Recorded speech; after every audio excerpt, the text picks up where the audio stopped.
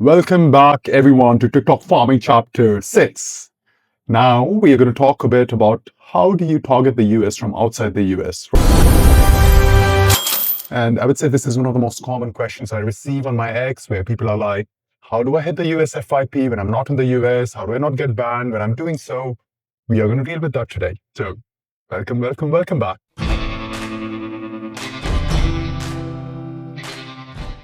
All right, let's talk a bit about targeting the US from outside the US.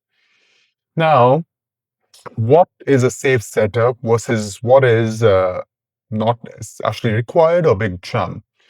Now, let's see what is not required first, right? Let's focus on this element. What is not required is you do not need a US SIM. I don't know how the fuck did all these companies come across and told you, you need a US SIM card, you need a US eSIM, you can't operate without it. TikTok needs your SIM card. Well, TikTok doesn't give a F about your SIM card, guys. If you're sitting in the US and you're posting from a US network without having a SIM card in your phone, doesn't mean that TikTok will start blocking your traffic, will it? So think about this logically, right? Like if you're sitting in the US and you post from a device in the US, right, physically located there on a Wi-Fi, and if you don't have a SIM card, or maybe you have two SIMs in there, you have an India SIM and you have some other SIM, does it mean that TikTok will block your traffic? If no, then logically, it doesn't matter for TikTok if you have SIM in your card or not. So, US phone number is also not required. Why? Because you can operate a phone without a US phone number in the US and it still should work. Think about these things logically, pragmatically, always. Whenever you're approaching anything on the tech element side, think what would happen with the actual user who's sitting in the US who doesn't have this, right? Physical US presence is technically required, but that's where we are using a proxy to ensure that we have this put in place. Then a VPN, no, I don't think a VPN is required. It's more so a proxy, what we're labeling in. So yes, a proxy is required, a VPN is not required. So these are the last items of what is not required. And we're going to talk a bit about what are the required things, what is essential for you to ensure. So you should have a US ASN. It's ideal and necessary for you to have this. You need to have a US geo showing up as well. Now, if you go back to a couple of chapters I did ago, you'll notice that I talked, how do you find out if you have a US ASN? How do you have a US geo? We use bjp.he.net for tracking our ASN. For geo, we use a Bright Data tracker, which is also provided, and I'll make sure I link it up in the comments as well. Then US time zone alignment, essential. Make sure that your phone is put on the US time zone. Don't have your phone targeted on a different time zone. It doesn't work. Have it on the US time zone. US time zone alignment is required. Then English system language, it could be interesting, right? We could always claim that you don't need English language when you're sitting in the US. You're right. But this allows us to curate the feed better to a wider variety or a bigger audience. So we need to include it for that reason. Then a US cultural feed training or warm up. This is also essential because you need to ensure that your TikTok is trained for the audience you want to be serving. And remember, these rules apply to operators in India, EU, LATAM, Southeast Asia. Now, the US is just a signal. You could technically take the same playbook, apply it everywhere, except in India because TikTok is banned in India. So, yeah. Now that we have this a bit more clear, let's move on to the next one. Now, remember, TikTok watches when you behave, not just what you post. I'm going to talk about the time zones soon, but time zones are a vital element in this, right? You need to make sure that one, your phone time zone is set to the US, could be the Eastern or Europe or Pacific time zone. Why? This allows TikTok to also understand what time are you putting the content in, so it can cater the time based on the location better. Then ensure that the proxy time zone matches, which means if you're getting an East Coast proxy, make sure your time zone is also East Coast located and vice versa.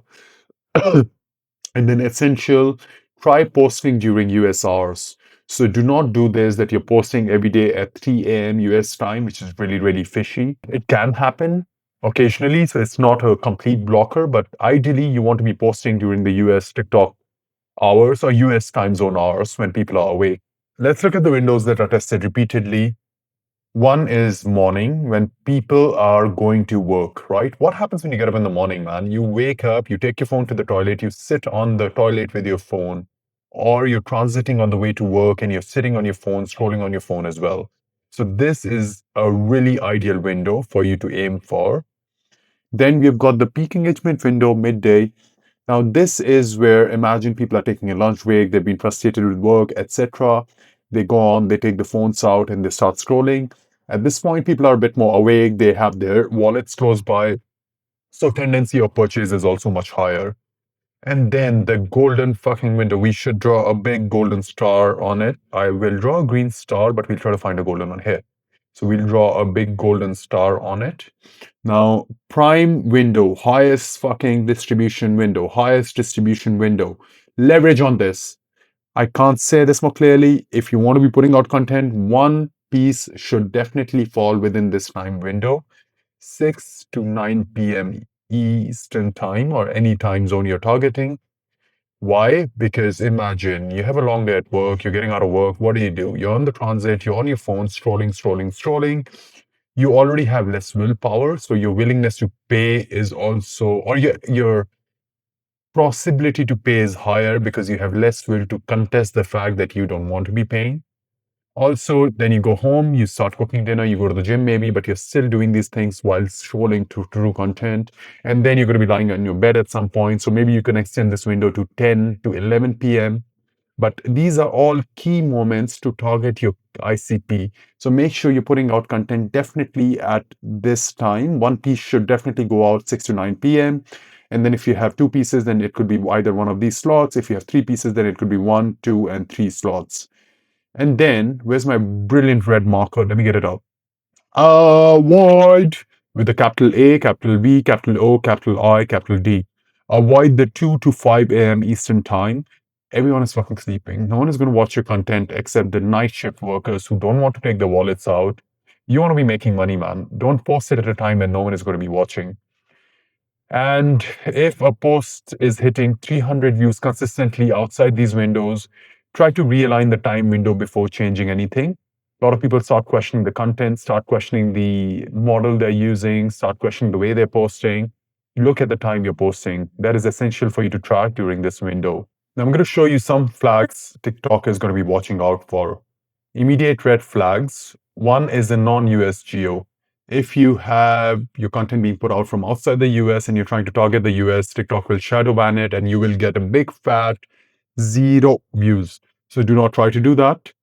Ideally, do not post during US sleeping hours. It's not a killer, but it will lead to a stifling on the reach on your content. Try to make sure your device time zone has a match. Don't have it in a different time zone as compared to the proxy. Do not change the IP really rapidly. I know it could happen in a mobile network proxy kind of setup, but ideally we want to keep the proxy a bit stable if it works, right?